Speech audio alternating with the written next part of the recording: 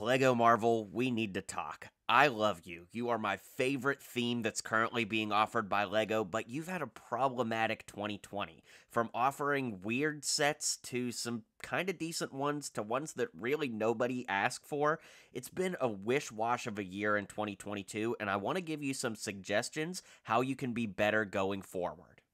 First off, you've got to start listening to the fans. This year has been a banner year for not doing that with the $550 Hulkbuster and the giant Black Panther, so stop making sets that nobody asked for. Fans are literally begging for a giant Avengers Tower or a Spider-Man No Way Home final battle. We're literally begging for them, and it feels like we're not being listened to. Now, granted, I understand these things take time to make, so you've got time. In 2023, maybe that's the time to put out these sets, but to get better going forward, you've got to start listening to what the fans are asking for. Additionally, if you're gonna do these sets that nobody's asking for, at least sweeten the deal and throw in some cool minifigures, or at least better minifigures than we've been getting. It's just a little sweet thing you can do to make the deal just a little bit better, and if you're gonna not listen to us, at least give us something that we do want, which of course is always cool minifigures. You really knocked it out of the park this year introducing the prop line with Thors Hammer. At $100, I think that this is one of the better valued LEGO Marvel sets ever, so keep doing this. The cool thing is you only have to do one of these a year, so maybe next year we get Captain America's shield, and the following year you get an Iron Man helmet or an arc reactor. You get the idea. You only have to do one big flagship prop like this every year, and this is definitely something cool that I think you can lean into and keep it relatively cost-friendly, especially for the value people would get out of this.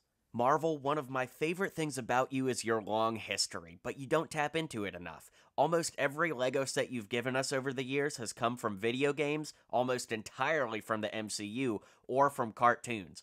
All of which have been cool, all of which have been good, and all of which made me fall in love with you, but the thing that made me love Marvel to begin with is the comics from back in the day, and you haven't hardly scratched the surface. There are so many cool comic scenes and covers that you could dive into, and I'm going to give you a silver platter idea. You know how with the Harry Potter theme you do these cool books that open up? Why not expand this into comics and create comic scenes and give us comic exclusive characters inside of them?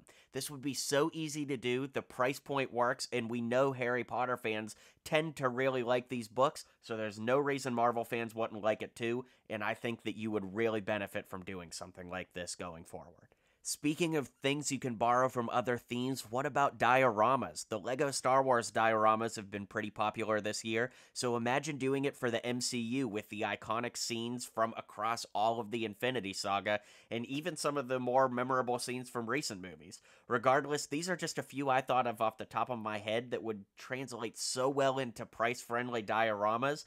Plus, the Star Wars diorama figs have been really good and detailed, so there's no reason to not do this with the Marvel theme. I mean, look at what some of these fans have come up with. This would be so easy to capitalize on, and it's honestly kind of shocking to me that you haven't done it already, so let's just pretend it's not as shocking and you can get on it for next year. Change and growth is a part of life, and I understand that, and even though I love you, LEGO Marvel, I think you've been changing for the wrong reasons.